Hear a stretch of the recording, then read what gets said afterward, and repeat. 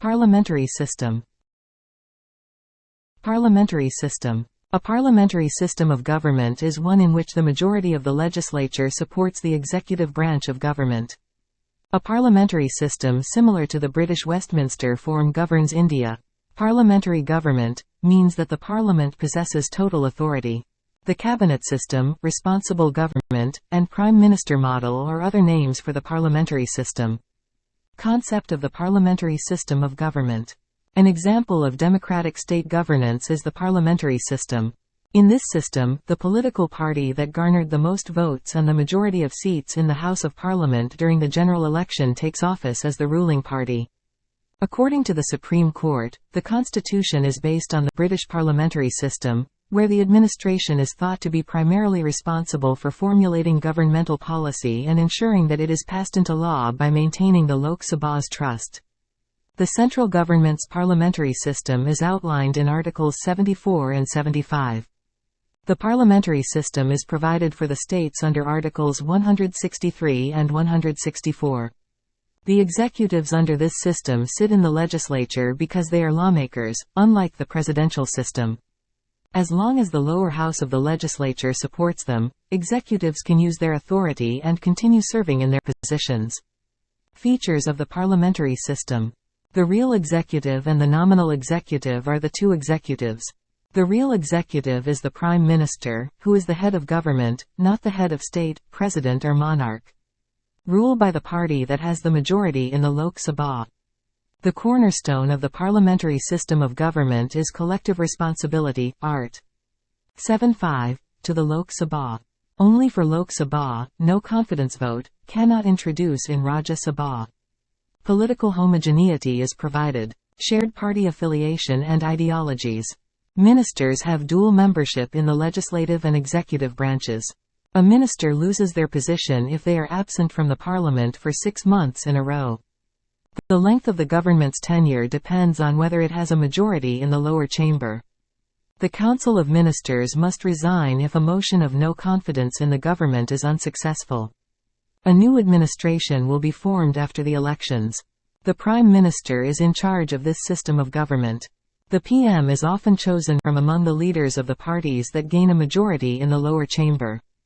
A close working relationship exists between the legislature and the executive in this situation.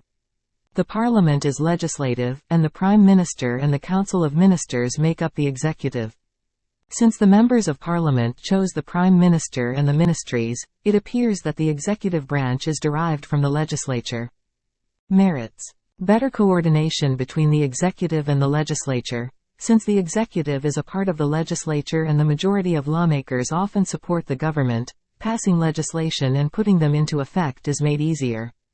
There is no authoritarianism since the executive is answerable to the legislative and subject to a motion of no confidence. Furthermore, power is not centralized like it is under the presidential government. Inclusive and participatory decision-making. Responsible government. The Parliament holds ministers accountable for their actions. Discussions, a motion for adjournment, and a motion for no confidence are all used as tools. Prepare an alternative government in the event that the majority dissents. Under this arrangement, the Parliament provides representation to the nation's many groups. This is particularly significant for a nation like India. The system is flexible because it is simple to replace the PM when necessary. Winston Churchill succeeded Neville Chamberlain as Prime Minister of Great Britain during the Second World War. This is in contrast to the presidential system, where a president can only be removed if impeached or after serving the term. Demerits. Cabinet-level dictatorship. The government is headed by the Prime Minister. Ministers may not be subject matter experts. PM has few options when choosing ministers. Civil officials have a lot of power. They provide advice to the ministers on a variety of issues and are not accountable to the legislature. Parliamentary government is susceptible to non-constitutional pressures. No consistency in the policies. Changes in the government are typically followed by changes in the government's policy. The absence of a true separation of powers makes it impossible for the legislative always to hold the executive accountable. If the government holds a sizable majority in the House, this is particularly true. Additionally, lawmakers are unable to employ their free will and cast votes in accordance with their beliefs and understanding due to anti-defection laws. They must adhere to the party line. There is instability if there is no clear winner after the elections, since governments can only last as long as they can demonstrate a majority in the parliament. Coalition governments typically have a limited lifespan and are highly unstable. As a result, the administration must concentrate on maintaining power rather than worrying about the welfare or state of the populace. Difference between the parliamentary system of Britain and India. British parliamentary system. The ruler is a monarch who was not chosen by the populace. It is a sovereign body, the parliament. The lower house includes the prime minister. Ministers are held accountable by the law. They have a clause that allows the opposition to form a shadow cabinet. Indian parliamentary system. The people chose the republic as their leader. The powers of the parliament are constrained. Any of the house's members may serve as the prime minister. Ministers are not subject to any legal obligations. Reasons for adopting the parliamentary system in India. The constitution's drafters correctly chose the parliamentary model.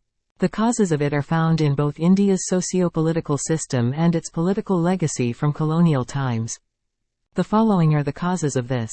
India had considerable experience with the parliamentary system prior to the constitution's drafting thanks to the Government of India Acts of 1919 and 1935. Indians were therefore aware of it. This event also demonstrated that the people's representatives can effectively control the executives. The Constitution's authors intended for the government to be answerable to and responsive to the needs of the people. Because the presidential system provides the president tremendous power and allows him to function independently of the legislature, its creators were hesitant to adopt it. The personality cult of the president is another weakness of the presidential system. The authors of the Constitution aimed to avoid the possibility of a personality cult by creating a strong executive branch with robust checks and balances. There are various processes in the parliamentary system that increase the executive's accountability to and control over the representatives of the people. Therefore, a parliamentary system was approved by the Constitution of India. Conclusion. Parliament is a key component of our democracy since it serves as the representative body that scrutinizes the actions of the administration.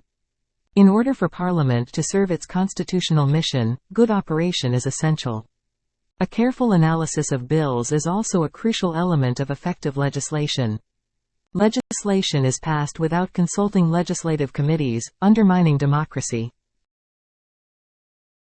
Thank you.